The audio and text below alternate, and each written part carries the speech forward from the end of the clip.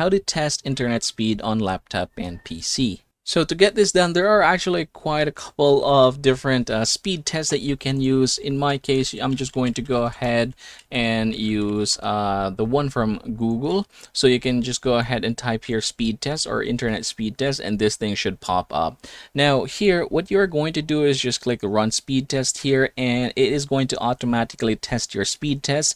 As you can see in my case, as of the moment, this is the speed that I am experiencing, that I'm having here on my PC.